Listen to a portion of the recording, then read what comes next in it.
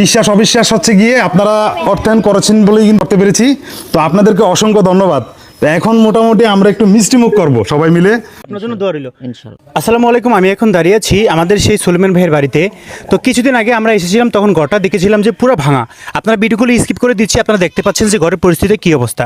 কিন্তু আজকে যখন আসছি, আসার পরে সুলেমান ভাইকে আমরা সারপ্রাইজ দিচ্ছি, বিশেষ করে ওয়াসিম ভাই এবং আমার বন্ধু জাহিদ এবং সোহাগ মিলে আজকে আমরা সুলেমান ভাইয়ের জন্য যে সারপ্রাইজটা নিয়ে আসছি আপনারা অবশ্যই দেখতে পেয়েছেন।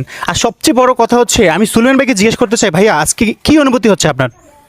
আমার মতো আর খুশি কেউ নাই, আমার মনে হয় না। আচ্ছা, আমি একটা কথা আমি আপনাকে বলতে চাই, যেহেতু ওয়াসিম ভাই শুরু থেকেই আপনার এই দায়িত্বটা নিয়েছে এবং কি আপনার ঘরটা উনি প্রতিশ্রুতি দিয়েছিল যে আমি ঘরটা করে দিব, কিন্তু আপনি আমাকে একটা মানে আমি আপনাকে প্রশ্ন করেছিলাম যে ভাই আপনার ঘরটা যে আমরা ভেঙে ফেলতেছি, আপনি কি অনুভূতি করতেছেন? আপনি আমাকে একটা কথাই উত্তর দিয়েছিলেন যে ভাই আমার কোনো কিছু বলার নাই, আমার বিশ্বাস, দৃঢ় বিশ্বাস ওয়াসিম ভাই আমাকে ঘরটা করে দিবে।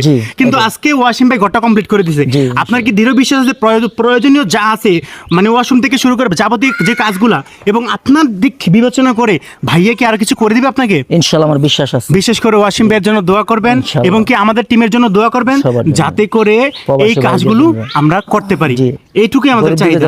আমি এগিয়ে যাইতে পারেন, তাদের পাশে যেন দাঁড়াইতে পারেন। আচ্ছা ঠিক আছে, আপনার জন্য দোয়া রইল ইনশাআল্লাহ। আমি আরো একবার ওয়াসিম ভাইকে জিজ্ঞেস করতে চাই, ভাই আজকে আমি বিশেষ করে যখন এখানে আসলাম, ভাইয়ার কান্না দেখে আমার খুব কষ্ট লাগছে। আপনি একটু এই বিষয়টা নিয়ে কিছু বলেন। আসলে সবচেয়ে বড় বিষয় হচ্ছে প্রাপ্তি, যে আমি ওনাকে ঘরটা উপহার দিয়েছি, এটা কিন্তু আমার গাড়ি থেকে দিয়ে নেই। প্রবাসীদের অর্থায়নে বা দেশের যারা আছেন এদের অর্থায়নে আমি এই ঘরটা করতে সক্ষম হয়েছি। তবে একটা বিষয় কি, কয়েকদিন আগে আমি একটা ভিডিও বানাইলাম, ওনার যে আগের যে এরকম একটা চেয়ার ছিল, কমেট চেয়ার, ওটা ভেঙে ফেলছি এবং ওই ভিডিওটা মোটামুটি 22 থেকে 23 লাখ মানুষ দেখছে। তো ওখান থেকেই মানুষ আস্তে আস্তে ডোনেশন দেওয়া শুরু করে। তো উনিও কল্পনাও করে নাই যে হুট করে এক সপ্তাহের মধ্যে একটা ঘর, যেমন আমি বিগত সময় যেই কাজগুলো করছি, অনেককে গাড়ি দিছি, অনেককে হচ্ছে দোকান করে দিছি, এটা কিন্তু সময় সাপেক্ষ, সময় লাগছে।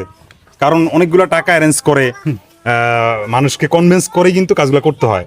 তো আল্লাহ তাআলাকে আসলে ধন্যবাদ দেওয়ার তো কিছু নাই, আমি কৃতজ্ঞতা জানাই যে এই বৃষ্টির আগে ওনার ঘরটা কমপ্লিট হয়ে গেল।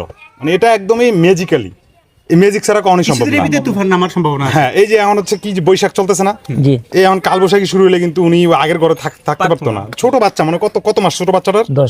10 মাসের একটা ছোট বাচ্চা, বিবাহ উপযোগী একটা মেয়ে, উনি অসুস্থ। তো এখন একটা ঘর যদি উপরে যাইতে পারে, উনি কি করবে? কিছু করার থাকবে? উনি দাঁড়াতে পারে না।